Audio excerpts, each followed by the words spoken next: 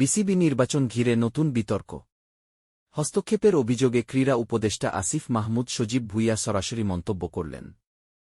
এমনকি ঘটনা এতদূর গড়িয়েছে যে ভারতীয় ক্রিকেটার বিরাট কোহলি পর্যন্ত যুক্ত হয়েছেন।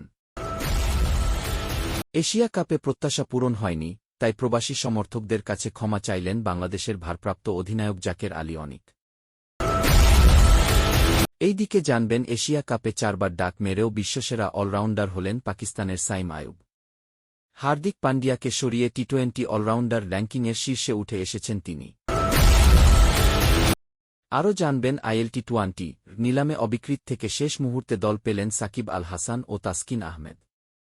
একে পেলেন এমআই এমিরেটসে, আরেকজন শারজা ওয়ারিয়র্সে। তাদের সতীর্থ কারা জানেন? এরপরে জানবেন এশিয়া কাপে দুর্দান্ত ব্যাটিং আর বল হাতে ঝলক দেখিয়ে সাইফ হাসান ও রিশাদ হোসেন পেলেন দারুণ পুরস্কার। আইসিসির নতুন র্যাঙ্কিং হালনাগাদে সাইফের অবিশ্বাস্য লাভ, আর রিশাদের ক্যারিয়ার সেরা উন্নতি, যেন নতুন ইতিহাস বাংলাদেশের ক্রিকেটে। সে সাথে জানবেন এবারের বিসিবি নির্বাচনে ভোটের আগেই জানা গেল 6 পরিচালকের নাম। মনোনয়নপত্র প্রত্যাহারের পর 3টি বিভাগ থেকে বিনা প্রতিদ্বন্দ্বিতায় পরিচালক নির্বাচিত হয়েছেন সাবেক ক্রিকেটার থেকে শুরু করে সঙ্গীতশিল্পীও। সংবাদ শেষে জানবেন বাংলাদেশ নারী দলের দুর্দান্ত বোলিং আর ফিল্ডিংয়ে কুপোকাত পাকিস্তান। বিশ্বকাপের মঞ্চে মাত্র 129 রানে গুটিয়ে গেল তাদের ব্যাটিং লাইনআপ। প্রথম ম্যাচেই দেখাল টাইগ্রেসদের দাপট। এই ছিল আজকের সংক্ষিপ্ত সংবাদের শিরোনাম। সংবাদটি কোথা থেকে? বাংলাদেশ ক্রিকেট বোর্ডের বিসিবি আসন্ন নির্বাচনকে ঘিরে নানা আলোচনা ও সমালোচনা চলছে। নির্বাচনে হস্তক্ষেপের অভিযোগ উঠেছে ক্রীড়া উপদেষ্টা আসিফ মাহমুদ সজীব ভুঁইয়ার বিরুদ্ধে। এ নিয়ে জাতীয় দলের সাবেক অধিনায়ক তামিম ইকবাল সহ বিএনপিপন্থী ক্রীড়া সংগঠকরা অনেকেই মনোনয়নপত্র প্রত্যাহার করেছেন। এই ঘটনার ব্যাখ্যা দিতে বুধবার 1 অক্টোবর যমুনা টেলিভিশনকে সাক্ষাৎকারে আসিফ মাহমুদ বলেন, ফিক্সিংটা তামিম ভাইয়েরা করার চেষ্টা করেছেন, কিন্তু ব্যর্থ হয়েছেন। সভাপতি ও সেক্রেটারিদের তাদের পক্ষ থেকে কল দিয়ে বলা হয়েছিল কাউকে কাউন্সিলর দিতে। ডিসিদেরও ধমক দেওয়া হয়েছে, অনেক কিছু হয়েছে, কিন্তু ফিক্সিংটা আসলে তাদের চেষ্টা ব্যর্থ হয়েছে। ক্রীড়া উপদেষ্টা আরও বলেন, কেউ একজন ফোন করে বিরাট কোহলিকে অভিযোগ করেছে। বিরাট কোহলি সেটি গৌতম গম্ভীর সহ অন্যদের সঙ্গে শেয়ার করেছেন। অর্থাৎ নির্বাচনী বিতর্ক এতটাই জটিল হয়েছে যে আন্তর্জাতিক স্তরের ক্রিকেটারদের নামও এতে যুক্ত হয়েছে। আসিফ মাহমুদ সজীবের এই মন্তব্য নতুন আলোচনার সূত্রপাত করেছে বাংলাদেশের ক্রিকেট মহলে। এশিয়া কাপে গ্রুপ পর্বে হংকং ও আফগানিস্তানকে হারিয়ে সুপার 4-এ জায়গা করে নেয় বাংলাদেশ। তবে সুপার 4-এ একমাত্র জয় আসে শ্রীলঙ্কার বিপক্ষে। ভারত ও পাকিস্তানের কাছে হেরে শেষ পর্যন্ত টুর্নামেন্ট থেকে বিদায় নেয় টাইগাররা। লিটন দাসের চোটের কারণে দলের ভারপ্রাপ্ত অধিনায়ক হিসেবে দায়িত্ব পেয়েছিলেন উইকেটরক্ষক ব্যাটার জাকের আলী অনিক। তবে দায়িত্ব পেয়ে প্রথম বড় আসরেই দলের ব্যর্থতার দায় কাঁধে তুলে নিয়েছেন তিনি। সংযুক্ত আরব আমিরাতে আফগানিস্তানের বিপক্ষে আসন্ন টি-20 সিরিজের আগে সংবাদ সম্মেলনে এসে জাকের বলেন, আমরা এশিয়া কাপে ভালো খেলার লক্ষ্য নিয়ে এসেছিলাম। সেটা হয়নি, ব্যাপারটা হতাশার। তবে এই সিরিজ খেলার জন্য আমরা মানসিকভাবে প্রস্তুত। এশিয়া কাপে ব্যর্থতার জন্য দুঃখ প্রকাশ করে তিনি আরও যোগ করেন, প্রবাসী সমর্থকদের অনেক আশা ছিল, আমরা সেটা পূরণ করতে পারিনি। দুঃখ প্রকাশ ছাড়া আসলে আর কিছু বলার নেই। এখন সামনে নতুন লক্ষ্য আফগানিস্তান সিরিজ। জাকের আলীর বিশ্বাস, নতুন সূচনার মাধ্যমে প্রবাসী সমর্থকদের হাসি ফিরিয়ে দিতে পারবে বাংলাদেশ দল।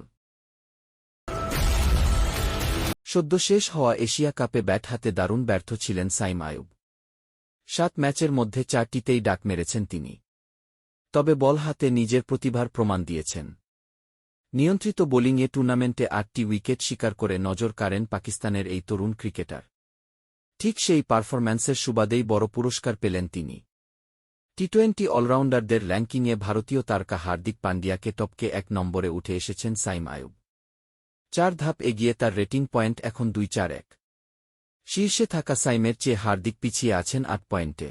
শুধু সাইম নন, এশিয়া কাপে ভালো পারফরম্যান্স করে র্যাঙ্কিংয়ে উন্নতি করেছেন পাকিস্তানের মোহাম্মদ নওয়াজ এবং শ্রীলঙ্কার চারিত আশালাঙ্কা। অন্যদিকে ব্যাটসম্যানদের তালিকায় সবার উপরে ভারতের অভিষেক শর্মা। এশিয়া কাপে তার ব্যাটিং ঝড়েই নতুন ইতিহাস সৃষ্টি হয়েছে। শ্রীলঙ্কার বিপক্ষে 50-র পর অভিষেকের রেটিং ছুঁয়েছে 931 পয়েন্ট, টি-20 ইতিহাসে যা রেকর্ড। সংযুক্ত আরব আমিরাতে অনুষ্ঠিতব্য ইন্টারন্যাশনাল লিগ টি-20 ILT20 নিলামে রোমাঞ্চকর মুহূর্ত কাটালেন বাংলাদেশের দুই তারকা সাকিব আল হাসান ও তাসকিন আহমেদ। প্রথমে অবিকৃত থাকলেও শেষ পর্যন্ত ভাগ্য খুলেছে দুজনের। সাকিব আল হাসানকে কিনেছে মুকেশ আম্বানির দল এমআই এমিরেটস $40,000 প্রায় 48 লাখ টাকা। তাসকিন আহমেদকে নিয়েছে শারজা ওয়ারিয়র্স দ্বিগুণ দামে $80,000 96 লাখ টাকা। সাকিব বিশ্বজুড়ে প্রায় সব ফ্র্যাঞ্চাইজি লিগে খেললেও ILT20 এবারই প্রথম সুযোগ পেলেন। অন্যদিকে বিসিবির ছাড়পত্র পেলে এটি হবে তাসকিনের দ্বিতীয় বিদেশি লিগ। সাকিবের সতীর্থ এমআই এমিরেটসে Jonny Bairstow, Chris Woakes, Fazalhaq Farooqi, Kamindu Mendis, Usman Khan, Allah Ghazanfar, Romario Shepherd, Mohammad Waseem, Andre Fletcher. তাসকিনের সতীর্থ শারজা ওয়ারিয়র্সে Sikandar Raza, Tim David, Adil Rashid, Tim Southee, Dinesh Karthik, Johnson Charles, Saurabh Netravalkar, Jayden Seales, Dwaine Pretorius, Richard এনাগারাভা।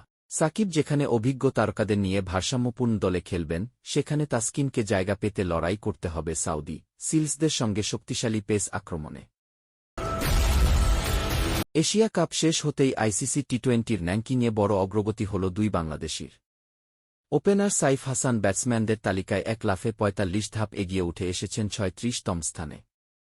বর্তমানে তার রেটিং পয়েন্ট 555। গত সপ্তাহেই তিনি 133 ধাপ এগিয়েছিলেন, আর এখন তিনি বাংলাদেশের শীর্ষ ব্যাটসম্যান। অন্যদিকে ইনজুরির কারণে শেষ 2 ম্যাচ খেলতে না পারা অধিনায়ক লিটন দাস 3 ধাপ পিছিয়ে 43তম স্থানে গেছেন।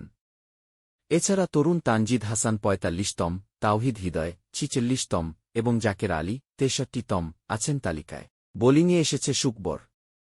লেগ স্পিনার রিশাদ হোসেন 6 ধাপ এগিয়ে ক্যারিয়ার সেরা 20তম স্থানে জায়গা করে নিয়েছেন, তার রেটিং 618।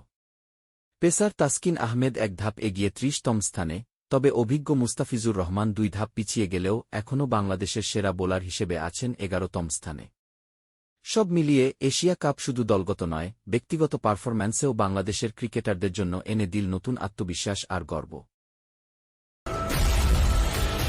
বাংলাদেশ ক্রিকেট বোর্ডের বিসিবি নির্বাচনের চূড়ান্ত প্রার্থী তালিকা প্রকাশের পর চমক দেখা দিয়েছে। মনোনয়নপত্র যাচাই-বাছাই শেষে মোট 50 জন প্রার্থীর নাম তালিকায় থাকলেও 1 অক্টোবর পর্যন্ত 16 জন প্রার্থী ব্যক্তিগত কারণে নির্বাচন থেকে সরে দাঁড়ান। ফলে 6 অক্টোবরের নির্বাচনে 25 পরিচালক পদের জন্য প্রতিদ্বন্দ্বিতা করবেন 3 প্রার্থী। তবে নির্বাচনের আগেই জেলা বিভাগীয় ক্যাটাগরিতে 10 পরিচালক পদের মধ্যে 6 জন বিনা প্রতিদ্বন্দ্বিতায় নির্বাচিত হয়েছেন। খুলনা বিভাগ থেকে সাবেক জাতীয় ক্রিকেটার ও সাবেক নির্বাচক আব্দুর রাজ্জাক এবং জুলফিকার আলী খান আগেই নির্বাচিত হন। বরিশাল থেকে সাখাওয়াত হোসেন এবং সিলেটের রাহাত শামসও বিনা প্রতিদ্বন্দ্বিতায় জয় পান। অক্টোবরের 1 তারিখে নতুন চমক আসে। চট্টগ্রাম থেকে মনোনয়ন প্রত্যাহারের ফলে জনপ্রিয় সঙ্গীতশিল্পী আসিফ আকবর বিনা প্রতিদ্বন্দ্বিতায় পরিচালক নির্বাচিত হয়েছেন। পাশাপাশি রাজশাহী বিভাগ থেকে আহসান ইকবাল চৌধুরীও বিনা প্রতিদ্বন্দ্বিতায় নির্বাচিত হন। সব মিলিয়ে নির্বাচনের দিন ভোট না পড়লেও ইতোমধ্যেই বিসিবির নতুন বোর্ডে 6 পরিচালকের আসন পূর্ণ হল।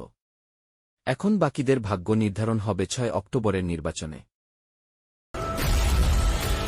উইমেন্স ওয়ানডে বিশ্বকাপে দুর্দান্ত শুরু করল বাংলাদেশ। কলম্বোর আর প্রেমাদাসা স্টেডিয়ামে টস জিতে ব্যাট করতে নেমে পাকিস্তান কোনোভাবেই দাঁড়াতে পারেনি নিগার সুলতানাদের বোলিং আক্রমণের সামনে। পুরো দল আর 30 ওভারও টিকতে পারেনি, গুটিয়ে যায় মাত্র 129 রানে। ম্যাচের শুরুতেই বাজিমাত করেন তরুণ পেসার মারুফা আক্তার। নিজের প্রথম ওভারেই ওমাইমা সোহেল ও ফর্মে থাকা সিদরা আমিনকে বোল্ড করে পাকিস্তানকে ধাক্কা দেন তিনি। বিশেষ করে সিদরা, যিনি 2025 সালে ওয়ানডেতে প্রায় 86 গড়ে রান করেছেন, এবার প্রথম বলেই 0 রানে আউট হন। বাংলাদেশের বোলাররা দলগত পারফরম্যান্সে সবাই অবদান রাখেন। 6 জন বোলারই অন্তত একটি করে উইকেট পান। তবে সবচেয়ে উজ্জ্বল ছিলেন লেগ স্পিনার স্বর্ণা আক্তার। তিনি মাত্র 3.3 ওভারে 3টি মেডেন দিয়ে 5 রান খরচায় শেষ 3 উইকেট তুলে নেন। বাহাতি স্পিনার নাহিদা আক্তার ও পেসার মারুফা আক্তার নেন 2টি করে উইকেট। ঘরের মাঠে দক্ষিণ আফ্রিকার বিপক্ষে সিরিজ জিতে আসা পাকিস্তান এই ম্যাচে একেবারেই ব্যর্থ। তাদের হয়ে মুনিবা আলী ও রামিন শামীমের 42 রানের জুটিই ছিল সর্বোচ্চ। আর বাকি ব্যাটাররা 2 অঙ্ক ছুঁতে হিমশিম খেয়েছেন। ছোট লক্ষ্য নিয়ে ব্যাট করতে নামবে বাংলাদেশ, যেখানে ম্যাচ জয়ের সম্ভাবনা নিঃসন্দেহে অনেক বেশি।